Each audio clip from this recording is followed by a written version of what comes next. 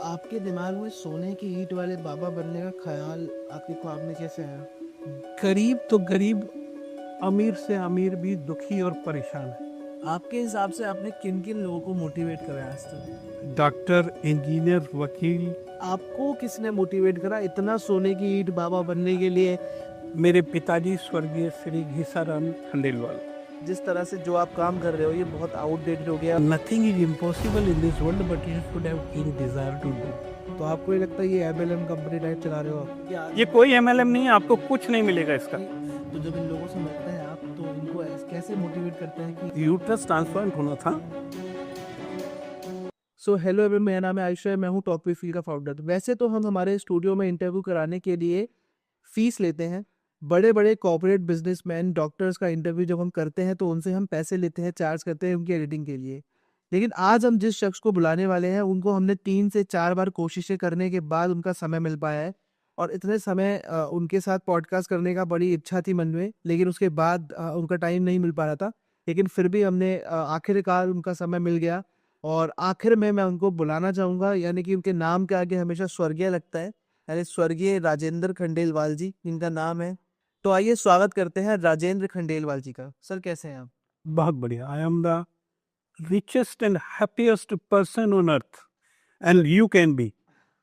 Sir जो आपके नाम के आगे स्वर्गीय लगता है, लेकिन आप तो सामने बैठे हैं मैंने। अच्छा अच्छा, तो स्वर्गीय इसलिए लगाया कि मेरा ये मानना है कि स्वर्ग और नर्क is a state of mind. स्वर्ग और नर्क is a state of mind.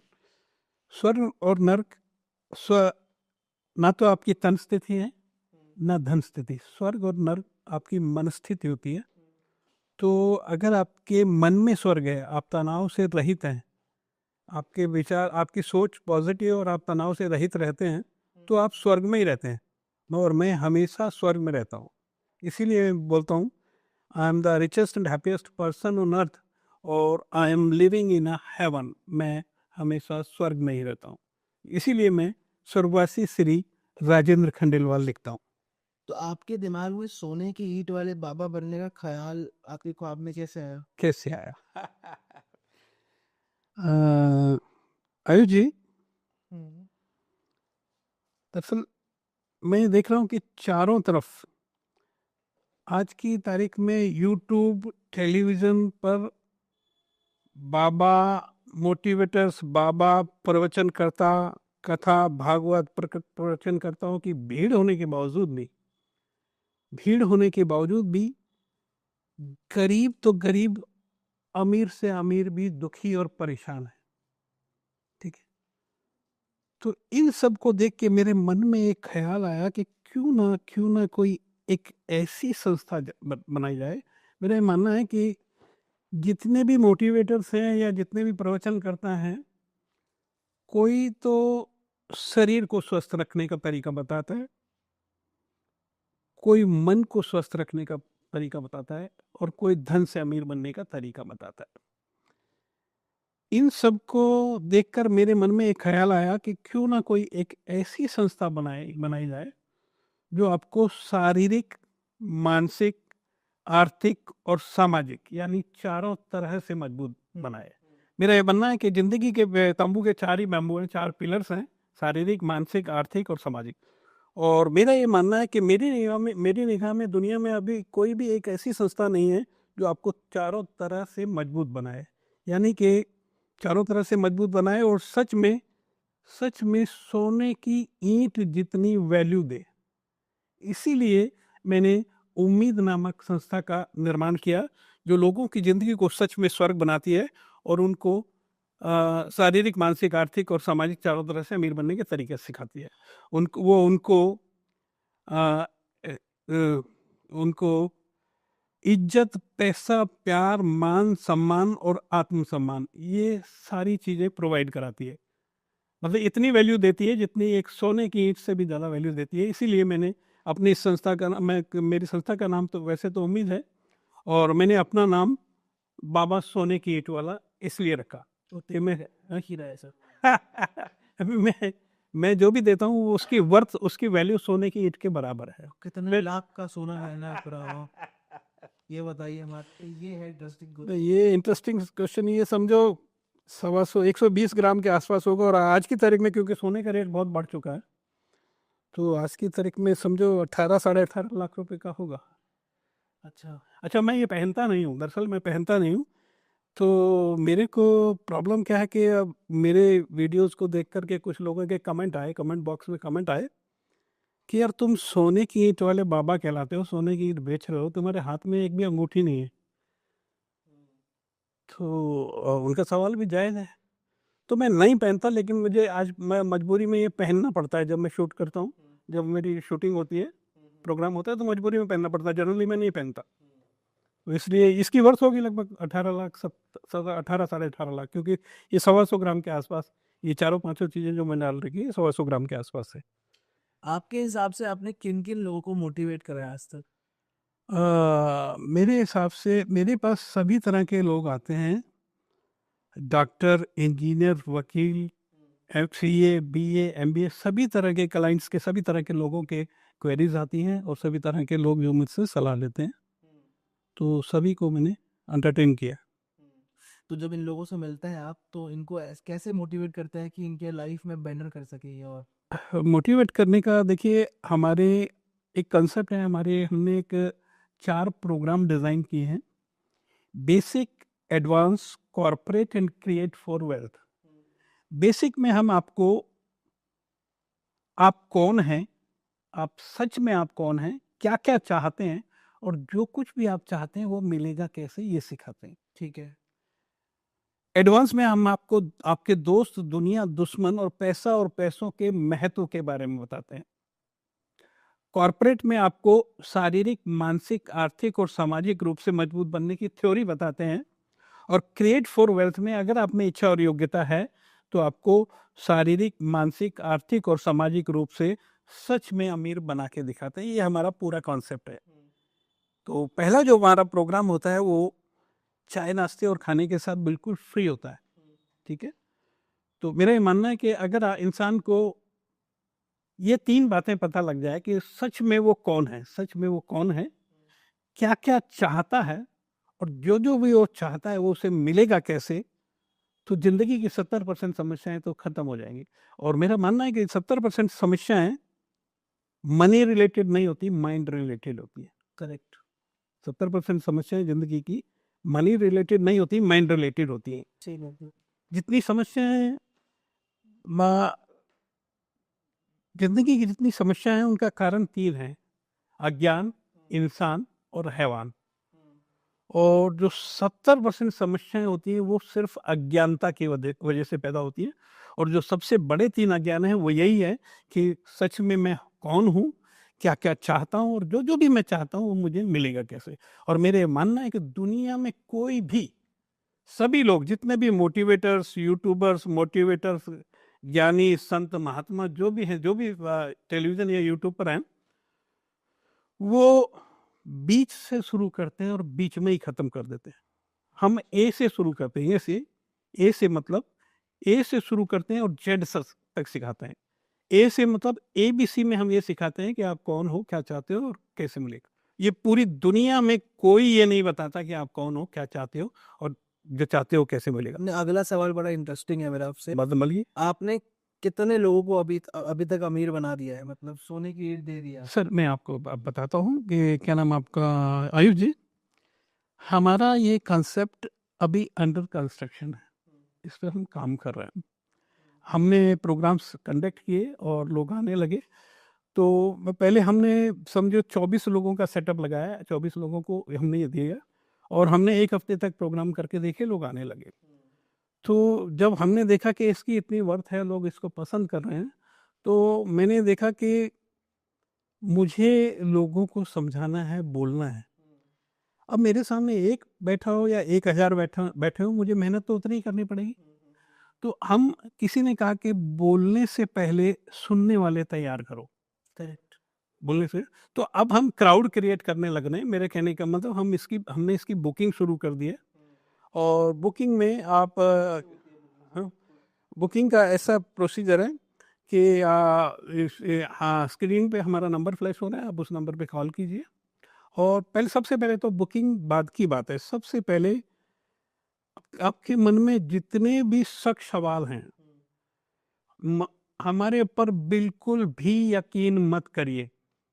अच्छा। बिल्कुल भी यकीन मत करिए।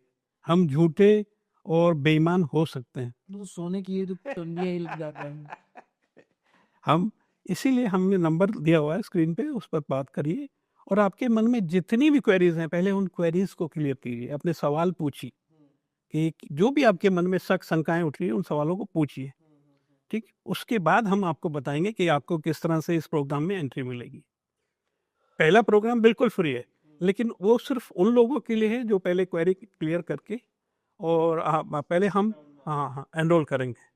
और एनरोल करने के बाद उनके साथ एक और कंडीशन है कि जिसको लग गया, जिसको ये पता लग गया कि जिसको लगे कि भाई हम हमसे बात करने के बाद 1% भी नुकसान नहीं है, फायदा ही फायदा है, क्योंकि हम फ्री दे रहे हैं, फायदा ही फायदा है, तो वो एनरोल कर ले। लेकिन उसको एनरोलमेंट तब मिलेगा क्योंकि हमारा मकसद लाखों लोगों की जिंदगी को स्वर्ग बनाना है। मैं आपको बता दूं कि मेरी उम्र 68 साल है, 68 ईयर, मेरी 68 साल हुआ है। मेरा ये मानना है कि आए थे जब जहान में तो जग हंसा हम रोए, कुछ ऐसी करनी कर चलो कि हम हंसे जग रोए। हाँ बाप। ठीक, तो मेरा ये कहना है कि एनरोल हमारे बेसिक यानी पहले गेस्ट प्रोग्राम में जो कि फ्री है, उसमें आपको एंट्री तब मिलेगी, पहले तो आप अपनी क्वेरीज के लिए अपने शक सवाल सारे दूर कर दीजिए। नंबर स्क्रीन पे फ्लैश हो रहा है, पूछिए। आप दुनिया में कहीं भी बैठे हैं, हिंदुस्तान में बैठे हैं या अमेरिका में बैठे हैं या लंदन में बैठे हैं या इंग्लैंड में बैठे हैं, कहीं से भी अपनी क्वेरीज क्लियर कर सकते हैं। दूसरे, जब आपकी क्वेरीज क्लियर हो जाए और आपको लगे कि हाँ भाई वाकई ये सच है और यहाँ मुझे कुछ मिल सकता है, ठीक, वाकई मेरी जिंदगी में कुछ वैल्यू ऐड करेंगे ये, तो आपको, क्योंकि हमें लाखों लोगों की जिंदगी को स्वर्ग बनाना है और ये काम हम अकेले नहीं कर सकते, कि हमें लाखों लोगों की जिंदगी को स्वर्ग बनाना हम अकेले नहीं कर सकते। तो आपको अगर आप पूरी तरह से संतुष्ट हो जाते हैं और हमारा बेसिक प्रोग्राम अटेंड करना चाहते हैं जो कि बिल्कुल फ्री है, चाय नाश्ता खाना और प्रोग्राम बिल्कुल फ्री है। ये और ऑफलाइन होता है ऑनलाइन? ये ऑफलाइन है। कहाँ पे? ये अभी क्या है कि हम पहले तो हमारी कोठी है सेक्टर 56 में, हमने वहीं कंडक्ट किया था, 24 लोगों के लिए था। सेक्टर 56 मतलब नोएडा सेक्टर? नोएडा सेक्टर 56 में हमारी कोठी है, वहीं कंडक्ट किया था। लेकिन अब हम हॉल लेकर के, जिसमें मिनिमम 500 लोगों की गैदरिंग होगी एक दिन के अंदर, तो आपको, अगर आप पूरी तरह से संतुष्ट हैं कि ये प्रोग्राम जो है मेरे को वैल्यू देगा और फ्री में है, चाय नाश्ता और खाना बिल्कुल फ्री का, लेकिन इसमें एंट्री तब मिलेगी क्योंकि हमने लाखों लोगों की जिंदगी को स्वर्ग बनाना है। आपने सिर्फ 4 लोगों को ये बताना है कि अगर आपकी जिंदगी को, आपको जिंदगी की 70% समस्याओं के हल चाहिए और बिल्कुल फ्री में चाहिए, तो हमारे स्क्रीन पे दिए हुए नंबर पे कॉल करो। तो और 4 लोगों को लेके आना है? कुछ नहीं लेके आना, उनको उस नंबर पर कॉल करो और आपको लगे कि हाँ भाई अब ये, अब जब आपकी वजह से करा आपके पास में, फिर 4 लोगों को क्या करना है? वो 4 लोग अगर वो कॉल करते हैं, वो आपका रेफरेंस देते हैं। अगर आपने 4 दे दिए, 4 लोगों ने आपकी वजह से हमारे को टच किया, हमारे पास आए, ठीक, तो हम आपको एनरोल कर लेंगे प्रोग्राम के लिए, आप एनरोल हो जाएंगे। क्योंकि हम लाखों लोगों तक नहीं पहुंच सकते। मैं आपको बता दूं कि हम पैम्पलेट भी बैठाते हैं, हमारे लीफलेट जाते हैं। आज की तारीख में क्या है कि अ, अ, इंसान के हाथ ये मोबाइल हाथ में, एक्सपोजर इतना हर आदमी के पास 24 घंटे हैं, पहले भी 24 घंटे हुआ करते थे, आज भी 24 घंटे हो, लेकिन एक्सपोजर इतना है, आदमी के पास मटेरियल इतना है, उसको देखने सुनने और पढ़ने के लिए इतना मटेरियल है कि हम 100 लोगों को पंपलेट देते हैं तो मुश्किल से 10 लोग पढ़ते हैं, 10 लोग में से 5 लोग ही हमें फ़ोन करते हैं। हमें लाखों लोगों की ज़िंदगी को स्वर्ग बनाना है और हम अकेले नहीं बना सकते। अब अगर आप संतुष्ट हैं तो आप कम से कम 40 लोगों को बता सकते हैं, 400 को भी बता सकते हैं, लेकिन जब तक आप 4 लोगों को नहीं बताओगे, हाँ, कोई अगर आपको कोई धोखा, झूठ या बेईमानी नज़र आती है तो हमसे पूछिए, तो हमसे तो सवाल करिए। लेकिन आपको लगता है कि पूरी तरह से सही है, बिल्कुल फ्री है, मुझे सोने की ईंट जितनी, मतलब मेरी ज़िंदगी की 70% समस्याओं के हल फ्री में मिलेंगे, तो आप 4 लोगों को बताइए और उनको कुछ मत करिए, उनको बोलिए इस नंबर पे कॉल करो और ज़िंदगी की 70% समस्या के हल चाहिए तो इस नंबर पर कॉल करो और कोई भी शक या सवाल हो तो खुलकर पूछो। ये एनरोलमेंट का तरीका है। तो स्वर्गीय राजेंद्र जी, मेरा अगला सवाल आपसे ये है, जैसे आपने बताया 4 लोगों को बताना है पहले, तो आपको ये लगता है ये एबेलम कंपनी टाइप चला रहे हो आप? हाँ, ये तो बहुत लोग बोलते होंगे। डेफिनेट ये सब सुन करके बहुत सारे लोग सोचते हैं कि ये एमएलएम है, जबकि ये 100% भी सच है। ये एमएलएम नहीं है। 4 लोगों को बताने के बाद भी आपको कुछ नहीं मिलेगा। एमएलएम कुछ देता है, हम कुछ नहीं देते। हम 4 लोगों को बताने के इसलिए कह रहे हैं कि हम 100 लोगों को 100 लोगों को पैम्फलेट देते हैं, डायरेक्ट पैम्फलेट दे रहे हैं। यूट्यूब पे तो लाखों करोड़ों वीडियो पड़ी है, वो कौन सी देखेगा, कब देखेगा, हमें नहीं पता। लेकिन हम पर्सनली मिलके हमारे जो जो क्या बोलते हैं लीफलेट बांटने वाले हैं, वो पर्सनली 100 लोगों को पैम्फलेट देते हैं। 100 में से 10 पढ़ते हैं और 10 में से 5 कॉल करते हैं।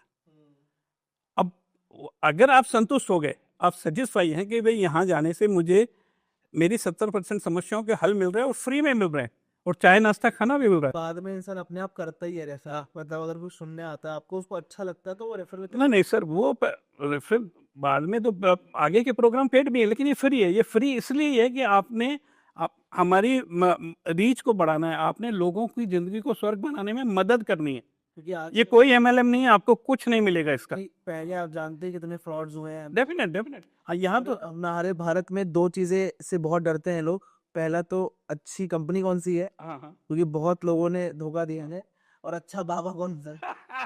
तो ये 2 ऐसी चीजें हैं सर। सर अच्छा, अच्छी कंपनी वाली बात ऐसी है कि या तो ना तो मैं आपको ये कह रहा कि कुछ इन्वेस्ट करो, मैं तो कुछ मांग ही नहीं रहा, हम कुछ नहीं मांग रहे। हम तो ये कह रहे हैं कि क्योंकि हम लाखों लोगों की जिंदगी को सर, अब लाखों लोग आएंगे कहाँ से जो संतुष्ट हैं? आप सवाल करिए। अगर आपको कुछ लग रहा है कि हम कुछ मांग रहे हैं, हम तो कुछ मांग नहीं रहे। हम तो कह रहे हैं सिर्फ 4 लोगों को ये बताओ कि आपकी जिंदगी में की 70% समस्याओं के हल चाहिए, तो इस नंबर पर बात करो बस। मतलब पहले आप अपने शक दूर करिए, हम पे बिल्कुल यकीन नहीं करिए हम चोर हैं। आपको ये देखना है कि हम कहाँ चोरी बेईमानी कर रहे हैं। ऐसा तो नहीं कह रहे आप। मैं कह रहा हूँ क्योंकि आपका शक करना बुरा नहीं है, लेकिन शक दूर ना करना बुरा है।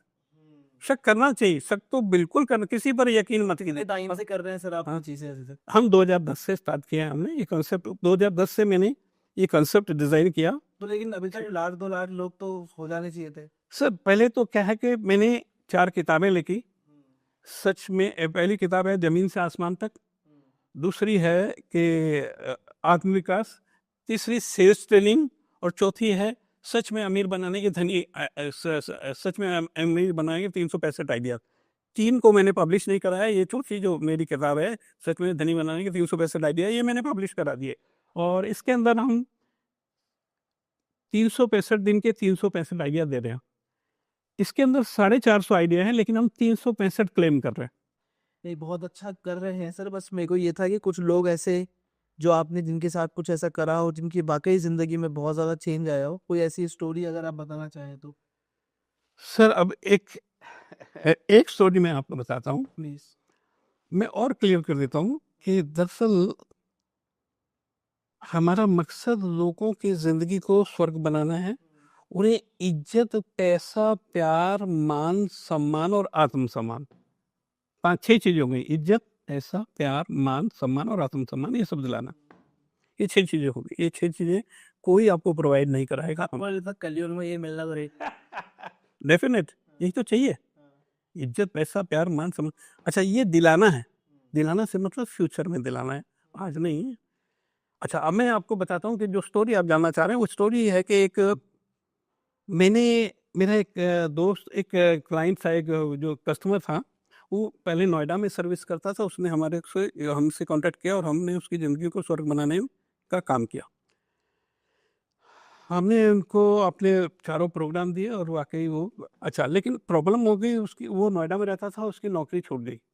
अच्छा मैं बीच में स्किप कर गया कि जैसे हमने इज्जत, पैसा, प्यार, मान सम्मान और आत्मसम्मान दिलाना है, लेकिन ये सब बातें सुन करके बहुत सारे लोग सोचते हैं ये हाइपोथेटिकल बातें हैं, बेईमानी और फालतू की चीज़ें हैं, ठीक है, तो यकीन नहीं करते क्योंकि ये बाद की चीज़ें हमें दिलाना है। लेकिन बहुत सारे लोग आज ही दुखी और परेशान हैं और बहुत बड़े फाइनेंशियल क्राइसिस को झेल रहे हैं। उन्हें ये सब बातें बेकार लगती हैं, ये समझे। तो अभी मैं आपको बताता हूँ कि मेरे एक दोस्त, वो जो मेरा क्लाइंट था, मेरा कस्टमर था, उसका हमने कराया और वो नोएडा रहता था, मेरठ चला गया। मेरठ जाने से पहले वो कह रहा है सर मैंने आप जैसा इंसान नहीं देखा जो इतना साफ बातें करता है कि भाई मेरे पर बिल्कुल यकीन मत करो, जो जो जो आपके मन में सवाल है खुलकर पूछो, मेरा मकसद आपकी ज़िंदगी को स्वर्ग बनाना है और चारों तरफ से अमीर बनाना है। और वो मैंने उनको साथ किया। लेकिन मजबूरी ये हुई कि उसकी नोएडा में नौकरी थी, वो नोएडा से नौकरी हट गई और उसे मेरठ जाना पड़ा। और मेरठ जाने की वजह से उसे मुझसे छोड़कर किसी और से अटैच होना पड़ा। लेकिन वो ये बोल रहा, उसने ये बोल के गया कि सर मैं आपको भगवान मानता हूँ, मैं आपको भगवान मानता हूँ, मैं आपको बिल्कुल नहीं छोड़ना चाहता था, लेकिन मेरी मजबूरी है कि अब मैं नोएडा रहता नहीं हूँ, मुझे मेरठ जाना पड़ता है। ठीक है। तो अभी पिछले 4 दिन पहले ये उसको नोएडा से छोड़े हुए 4 से 5 साल हो गए। मेरे से बिल्कुल कट ऑफ हो गया, मुझे कोई लिंक नहीं था। पिछले 4 दिन पहले उनकी वाइफ का मुझे फ़ोन आया। तो बोली सर आप राजेंद्र खंडेलवाल बोल रहे हैं? मैंने कहा बिल्कुल बोल रहा हूँ। वो उनका फ़ोन आया, फ़ोन में मेरे पास नंबर सेव था, नंबर सेव था। मैंने कहा और भाई विपिन क्या हाल है? जैसे ही मैंने कहा और भाई विपिन क्या हाल है, वो रोने लग गई। वो रोने लग गई कि विपिन जी तो रहे नहीं। विपिन विपिन शर्मा, वो बोले विपिन जी तो रहे ही नहीं, विपिन जी तो गुजर गए। अरे मैंने कहा ये कैसे हुआ? बोले 14 दिसंबर को उनकी डेथ हो गई। अच्छा, 14 दिसंबर अभी 2025 में उनकी डेथ हो गई।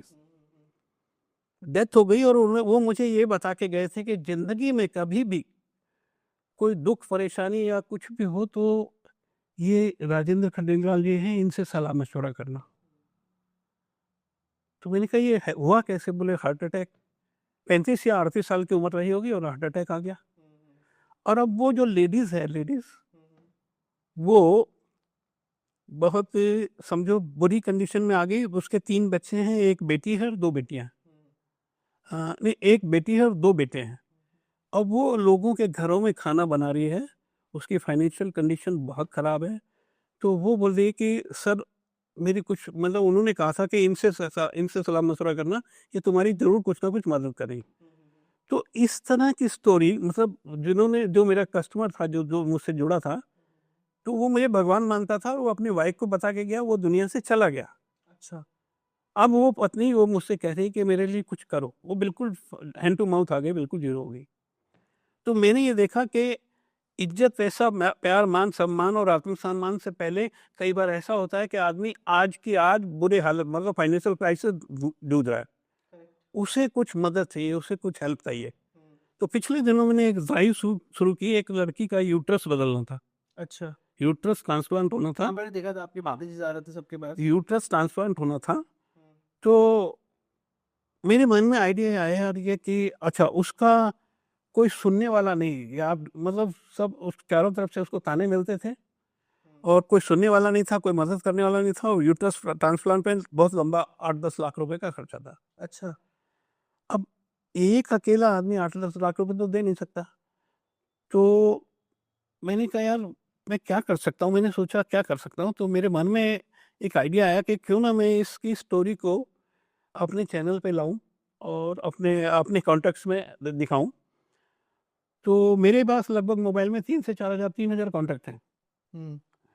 मैंने उसको उसकी स्टोरी को अपने इसमें कॉन्टैक्ट में सर्कुलेट किया और उसके उसकी उसकी जो बीमारी थी उसको बताया कि भाई इस लड़की को ये बीमारी है और इसका यूट्रस ट्रांसप्लांट होना है और उसके लिए पैसों की जरूरत। ठीक है।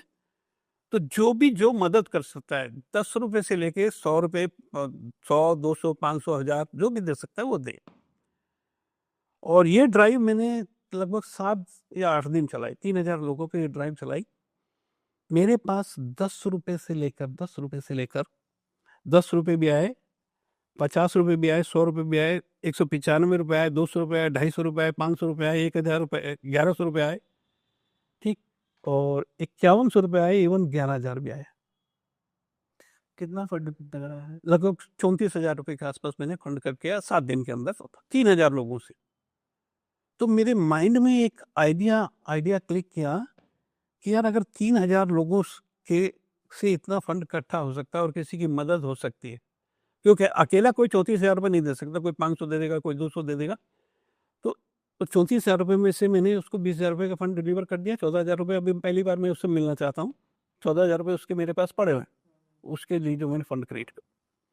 तो आप बिना मिले उनके फंड मैं उनको आज तक देखा ही नहीं। फ्रॉड हुई तो मैंने सारी ये सर, हाँ देख, ये बिल्कुल सवाल सही है, जो फ्रॉड भी हो सकता है, क्योंकि आजकल वो दरअसल वो एक यूट्यूबर है और लड़की बहुत कम पढ़ी लिखी है, वो हिंदी भी नहीं पढ़ना जानती, लेकिन यूट्यूब पर वीडियोस बनाती है जिसमें वो गानों पर लिप सिंगिंग करती है। ठीक है, लिप सिंगिंग करती है, तो उसमें रोते हुए भी कई पुराने सॉन्ग्स पे बनाती है, अच्छे सॉन्ग्स पे, तो बहुत सारे वीडियोस उसको दिखाया, और उसमें वो अपनी बीमारी का जिक्र भी करती है।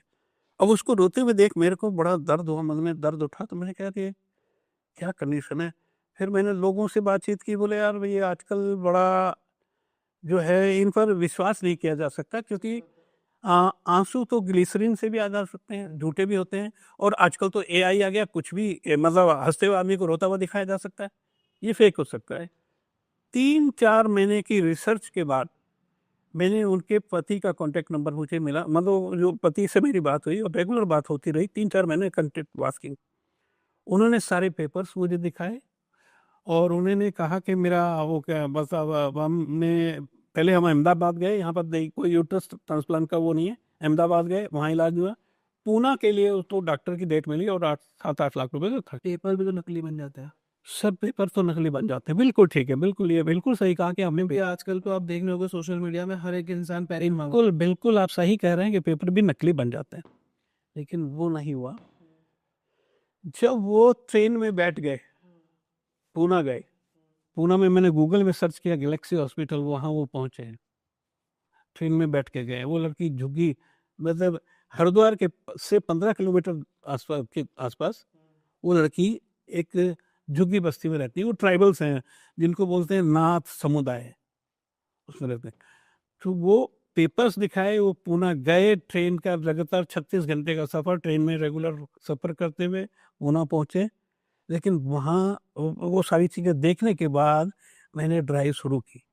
लेकिन आप मतलब आप तो खुद ही सोने की ईंट वाले बाबा हैं। आपको क्या जरूरत है किसी से पैसे लेने की? आप नहीं। 7-8 लाख तो आप ही खर्च सकते हैं। सुनिए, मैं उसका कारण मैं बताता हूँ कि अगर ये कोई एक नहीं है, मैंने समझते एक उस लड़की का नाम महक था, ये एक महक नहीं, दूसरी मेरे पास एक पिंकी आई, जो मतलब 3-4 इस तरह के कॉल्स आ गए।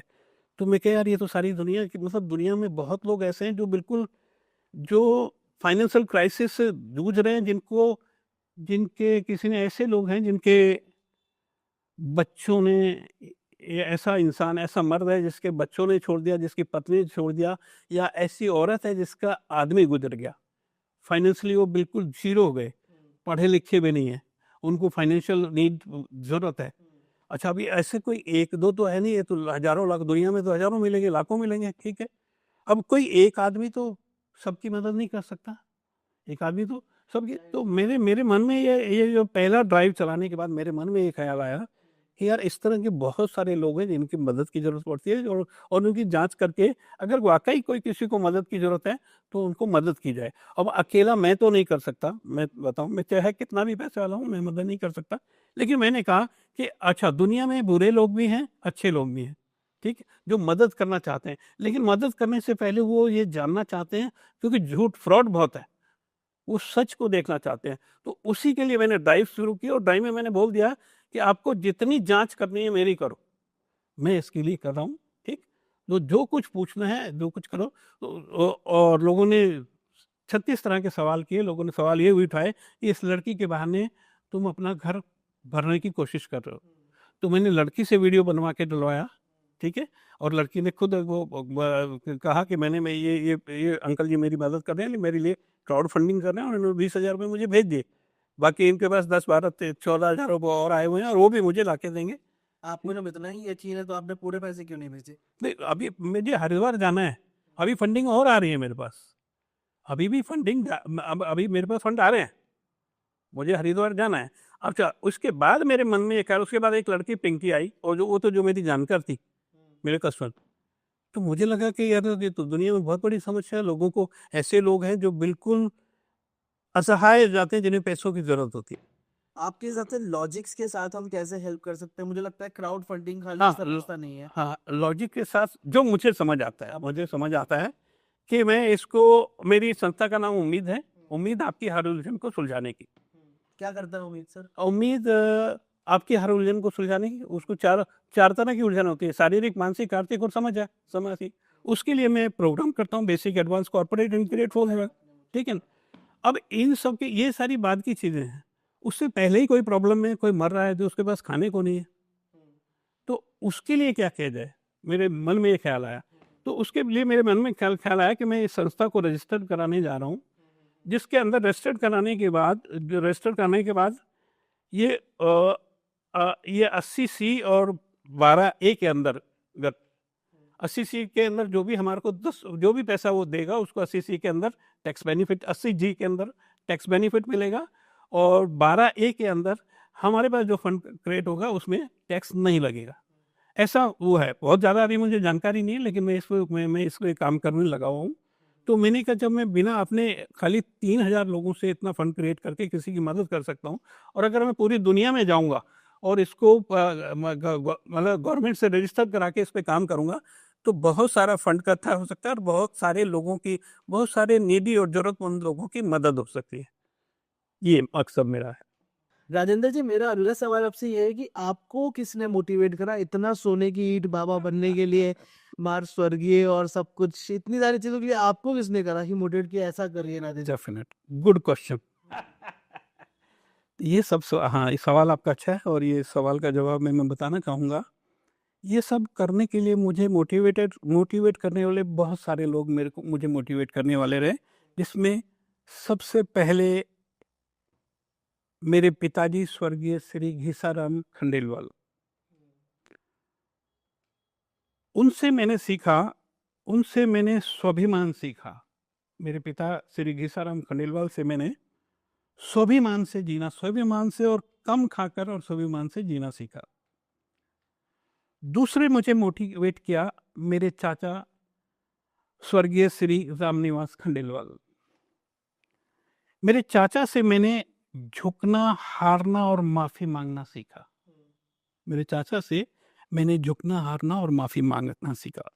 तीसरे नंबर पे मेरे बड़े भाई साहब श्री ओम प्रकाश खंडेलवाल, जिन्होंने मुझे पढ़ना सिखाया, जिन्होंने पढ़ने में बहुत मदद की। ठीक, इसके अलावा मेरी मदर, जो कि पढ़ी लिखी नहीं थी, लेकिन गृहस्थी को संभालने का उनका कमाल का वो था। मतलब उनको हिसाब किताब नहीं आया करता था लेकिन हम उनसे वो पैसे गिनवाती थी तो हम उसमें से पैसे निकाल लिया करते थे, हिसाब किताब नहीं आता था। लेकिन गृहस्थी चलाने में वो उनकी समझ बहुत बड़ी थी, बहुत अच्छी। ठीक, मेरे पिताजी, मेरे चाचा, मेरे बड़े भाई साहब, मेरी मदर और देश के राष्ट्रपति अबुल कलाम आजाद, जिनसे मैं बहुत इंस्पायर हुआ। अबुल कलाम आजाद दूसरे। मेरे पिता के अलावा मैं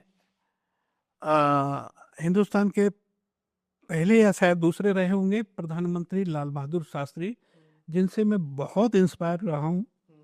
मैं उनकी हर स्टोरी और उसको मैंने पढ़ा है, और मतलब उनसे मैं इतना इंस्पायर रहा कि वो जितनी सच्चाई और ईमानदारी मैंने लाल बहादुर शास्त्री में, उनसे बढ़िया प्रधानमंत्री मेरी निगाह में हिंदुस्तान में कोई नहीं रहा। मैं उन्हें देवता, भगवान मानता हूँ, और उनके लक्ष्य कदम पे चलना मेरा वो है। तो इन सब लोगों से मैं इंस्पायर हुआ, इन सब लोगों से इंस्पायर होकर ही मैं इन रास्तों पर चलना मैंने शुरू किया। लेकिन सर, आपको ये लगता है कि ये इस आजकल के जो कलयुग का जमाना है, जिस तरह से जो आप काम कर रहे हो, ये बहुत आउटडेटेड हो गया है और बहुत ही ज्यादा स्कैम वर्ड लग रहा है लोगों को? आपको ये लगता है कि इतना आपको, मेरे को लगता है बहुत मुश्किल आती होंगी, लेकिन फिर भी आप डटे हुए हो। ऐसा क्या मोटिवेट कर रहा है आपको? ऐसी कौन सी मतलब आपको एक मोटिवेशन अंदर से सवार है कि हाँ, बदल के रहूंगा दुनिया? ऐसे मेरा मानना है, nothing is impossible in this world, but you should have keen desire to do. If you want to go up, then you must have 3D: inner dream, desire and determination in the same time. Even impossible भी said कि I am possible. हाँ, nothing is impossible. तो मेरा मानना है कि कुछ भी दुनिया में कुछ भी इम्पॉसिबल नहीं है। अगर आपने ठान लिया तो सब कुछ संभव है। दूसरा मेरा कहना, दुनिया में स्कैम, धोखा, चोरी, लूट, झूठ, बेईमानी बहुत है। बहुत मैं इसको रोक भी नहीं सकता। दूसरा, पर मैं तो, किसी ने कहा ये दुनिया बहुत बुरी है, किसी ने कहा ये दुनिया बहुत बुरी है, पर हम तो अच्छा बने, हमें किसने रोका है? तो ये है, मेरा ये मानना है कि कबीरदास जी ने कहा था कि कबीरा तेरी झोंपड़ी, कबीरा तेरी झोंपड़ी गल कटियन के पास, करेगा सो भरेगा तू क्यों भया उदास। मैं अच्छा काम कर रहा हूँ, ठीक, हो सकता है मेरे अच्छा करने के बाद कोई सामने वाला गलत करे, ये तो मेरे हाथ में नहीं है। मैं अच्छा काम कर रहा हूँ और उसका उसका मुझे गर्व है कि आज की दुनिया में जहाँ चारों तरफ चोरी, धोखा, लूट, झूठ और बेईमानी है, वहाँ मैं इंसानियत और मानवता के लिए काम कर रहा हूँ। इस बात का मुझे गर्व है और मैं जो ठान लिया, जो करना चाहता हूँ वो कर रहा हूँ और मैं करके रहूँगा। मेरे लिए मैंने 6 बार, आप मानेंगे नहीं कि मैंने 6 बार जीरो माइनस कर्जा देखा है। मेरा ये मानना है कि wealth of a rich man can be stolen और burned, but wiseness of wise man will remain. आपके धन को कोई चुरा सकता है, गलत डिसीजन की वजह से बर्बाद हो सकता है, ठीक है, बंदूक दिखा के आपका पैसा छीन सकता है, आग लग सकती है, लेकिन आपकी बुद्धि और साहस को कोई नहीं छीन सकता। मेरा मानना है कि पैसा गया, चवन्नी गई, पैसा गया, चवन्नी गई, शरीर गया, अठन्नी गई, बुद्धि गई, 12 ने गए और हिम्मत गई तो सब गया। हालात कितने भी खराब क्यों ना हो, हिम्मत मत हारिए। Never give up, never give up. ये बहुत अच्छी बात कही है आपने, सही बात है। और मेरा अगला सवाल आपसे लास्ट में अगर मैं पूछूं कि आप कुछ मैसेज अगर देना चाहें हमारे दर्शकों को। हाँ, मैं मैसेज ये देना चाहूँगा, दरअसल ये आयुष जी, मैंने गरीबी को बहुत पास से देखा है। मेरे एंसेस्टर, मेरे पिताजी रेडी लगाया करते थे, हम गलियों में रसबंद, फैन, बिस्कुट बेचा करते थे, सोमवार मंगलवार बाजार लगाया करते थे। तो गरीबी और गरीबों के दर्द को मैं अच्छी तरह जानता हूँ, महसूस कर सकता हूँ और अच्छी तरह जानता और महसूस करता हूँ। इसीलिए मैंने गरीबी यानी मुफलिसी पे एक कविता लिखी है जो मैं दर्शकों को डेडिकेट करना चाहता हूँ। प्लीज सर सुनाइए। तो मैंने गरीबी यानी मुफलिसी पे एक कविता लिखी है जो मेरी किताब। क्या होता है सर? मुफलिसी का मतलब होता है गरीबी, अच्छा। गरीबी। तो ध्यान से सुनिएगा, मुफलिसी यानी गरीबी, मुफलिसी यानी गरीबी। मुफलिसी ना हुई कमबख्त मुसीबत हो गई, मुफलिसी ना हुई कमबख्त मुसीबत। कमबख्त मुसीबत हो गई, मुफलिसी ना हुई कमबख्त मुसीबत हो गई। उनका हर खर्च जरूरत, उनका हर खर्च जरूरत हमारा फिजूल खर्ची हो गई। वाह। उनके उनका हर खर्च जरूरत हमारा फिजूल खर्ची हो गई। वो पिए शराब, वो पिए शराब तो कोई कुछ नहीं कहता, वो पिए शराब तो कोई कुछ नहीं कहता। हम पिए शरबत तो लोग बातें करते हैं। हाँ दामन, क्या लिखा है सर। हम पिए शरबत तो लोग बातें करते हैं, ठीक। उनका 10 का भी लोगों को 100 का नजर आता है। उनका 10 का भी लोगों को 100 का नजर आता है। हमारा 100 का भी 10 में गिना जाता है, हमारा 100 का भी 10 में गिना जाता है। वो जो करें बात, वो जो करें बात तो फूलों के हार चढ़ते हैं, वो जो करें बात तो फूलों के हार चढ़ते हैं। हम जो करें बात, हम जो करें बात तो व्यंग बाण चलते हैं। हाँ हाँ, क्या लिखा। हम जो करें बात तो व्यंग बाण चलते हैं। ऐसे में कौन ना चाहेगा, ऐसे में कौन ना चाहेगा कि पैसा पास हो, ऐसे में कौन ना चाहेगा कि पैसा पास हो, जिससे कि हर फिजूल खर्ची मेरी भी जरूरत खास हो। वाह वाह। ऐसे में कौन ना चाहेगा कि पैसा पास हो, जिससे कि हर फिजूल खर्ची मेरी भी जरूरत खास हो। कहते हैं कि हर चीज सहन कर लेगा मुफलिस, लेकिन हर चीज सहन कर लेगा गरीब, लेकिन व्यंग कसे व्यंग उस पर ये सहना नामुमकिन, कसे कोई व्यंग उस पर ये सहना नामुमकिन, ये सहना नामुमकिन। इसीलिए इसीलिए हर मुफलिस, इसीलिए हर गरीब जी तोड़ मेहनत करता है, इसीलिए हर गरीब जी तोड़ मेहनत करता है। वो चाहता है इन चार शब्दों से पीछा छुड़ाना, वो चाहता है इन चार शब्दों से पीछा छुड़ाना, पर लगता है ये चारों चाहते हैं साथ शमशान तक जाना, पर लगता है ये चारों चाहते हैं साथ शमशान तक जाना। अंत में दिन भी निकलेगा, अंत में दिन भी निकलेगा, कभी रात के आने पे ना जा, दिन भी निकलेगा, कभी रात के आने पे ना जा। तू अपना कर्म कर, तू अपना कर्म कर, कर्म के अंजाम पर ना जा। तू अपना कर्म कर, कर्म के अंजाम पे मत, कर्म के अंजाम पे न जा। भूल मत कोई देखे ना देखे, भूल मत कोई देखे ना देखे तेरी मेहनत और तेरी कोशिशों को, भूल मत कोई देखे ना देखे तेरी मेहनत और तेरी कोशिशों को, पर वो हर घड़ी और हर पल देख रहा है, पर वो हर घड़ी और हर पल देख रहा है। भूल मत गहरी अंधेरी रात के बाद उजाला निश्चित है, भूल मत गहरी अंधेरी रात के बाद उजाला निश्चित है। भूल मत कल तेरा हर खर्च तेरी भी जरूरत खास होगा, भूल मत कल तेरा हर खर्च तेरी भी जरूरत खास होगा। भूल मत जो व्यंग कस रहे हैं, जो आज व्यंग कस रहे हैं, कल वो तालियां बजाएंगे। भूल मत जो आज व्यंग कस रहे हैं वो कल तालियां बजाएंगे। भूल मत जो आज हंस रहे हैं वो कल मुंह छुपाएंगे, भूल मत जो आज हंस रहे हैं वो कल मुंह छुपाएंगे। बहुत ही प्यारा लिखा था आपने। हाँ मैंने लिखा है, मेरी बहुत सारी कुछ पोइट्री भी है इसके अंदर। मैं डेफिनेटली रिकमेंड करूंगा कि आप सर की ये बुक खरीदें। सर और मैं और थोड़ा बताता हूँ। मैंने 86 से 90 तक थिएटर किया है, ये मेरे थिएटर के फोटोज हैं 86 से 90 तक मेरे साथ। फोटोज के मैं स्क्रीनशॉट्स लगाऊंगा एडिटिंग में। ये 86 से 90 तक मैंने थिएटर किया है, और मेरे साथ के लोग अमिताभ बच्चन, आमिर खान, देवगन, अजय देवगन, नाना पाटेकर, इन सब के साथ काम करते हैं। मेरे एक दोस्त ने तो 29 फिल्मों में काम किया, एक दोस्त ने 4-5 फिल्मों में काम किया। तो मैंने 86 में हमारा एक ग्रुप था, विदूषक आर्ट एंड कल्चरल सोसाइटी, उसको लीड करते थे पंचानन पाठक, जो कि श्रीराम सेंटर में म्यूजिशियन थे, जिनके पास राज बब्बर, कुलभूषण खरबंदा ये सब लोग पढ़े म्यूजिशियन थे। तो अगर मैं, क्योंकि मैंने 85 में ग्रुप ज्वाइन किया था, 89 में छोड़ दिया था क्योंकि जिम्मेवारियां थी, घर की लाइबिलिटी थी, तो इसलिए मैं उसको कंटिन्यू नहीं कर सका। अब मेरी उम्र 68 साल है, लगभग मैं फ्री हूँ, तो अब मैं जो चाहता हूँ वही करता हूँ। ये बहुत बहुत और अगर मैं उनके साथ लगा रहता तो आज मैं भी अमिताभ बच्चन या धर्मेंद्र के साथ काम कर रहा होता। नहीं, लेकिन आप भलाई के लिए काम कर रहे हैं, ये बहुत बड़ी बात नहीं। अपने लिए तो हर कोई जीता है, हाँ, definitely। दूसरों के लिए जीना बहुत इंपॉर्टेंट है, मुश्किल होता है। हाँ, मेरा ये मानना है कि अपने लिए जिए तो क्या जी, सही बात, तू जी है दिल जमाने के लिए। सही बात है।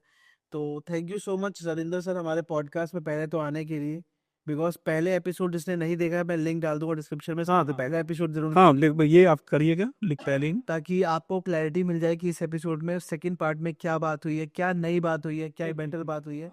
और आगे भी हम इस तरह के पॉडकास्ट लाते रहेंगे। डेफिनेट मैं आपके साथ रेगुलर कंटिन्यू पॉडकास्ट शूट करते रहेंगे, और हम जो भी मैक्सिमम जानकारियाँ होंगी लोगों की ज़िंदगी को बेहतर बनाने के लिए हम जो भी कर सकते हैं हम करने का पूरा प्रयास करें। डेफिनेटली आगे भी इस तरह के पॉडकास्ट हम लाते रहेंगे, ताकि जिसके कोई भी सवाल हो वो यूट्यूब पे कमेंट में या फिर इस कमेंट में लिख सकता है, ताकि हम वो कमेंट के क्वेश्चंस को सर से पूछें और सर के आंसर्स को वीडियो में लाकर आपको बेटर तरीके से बता सकें। आगे मैं एक चीज़ और कहना चाह रहा हूँ कि आप हिंदुस्तान या हिंदुस्तान से बाहर कहीं से भी, इंग्लैंड, अमेरिका, लंदन, जहाँ से भी देख रहे हैं, हमारे स्क्रीन पे हमारा नंबर फ्लैश हो रहा है। आपकी कोई भी आपको सुई की नोक के बराबर भी सवाल, शक आपके मन में है, तो चुप मत बैठिए, सवाल करिए, पूछिए, सवाल करिए। आप कमेंट बॉक्स में जाके कमेंट लिखिए।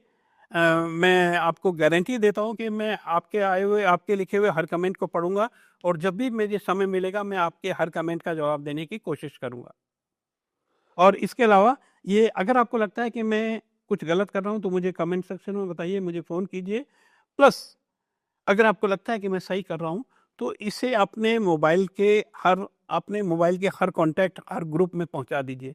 मेरा मकसद लोगों की ज़िंदगी को स्वर्ग बनाना है और इसे मैं अकेला नहीं कर सकता। आपकी मदद के बिना मैं लाखों लोगों तक, करोड़ों लोगों तक नहीं पहुँच सकता। मेरी उम्र 68 साल है और ज़िंदगी के हो सकता है मैं कल ना रहूँ, और अगर बहुत अच्छा रहा, हालाँकि मैं पूरी तरह स्वस्थ हूँ, तो उम्मीद है 10-12 साल और जी सकता हूँ।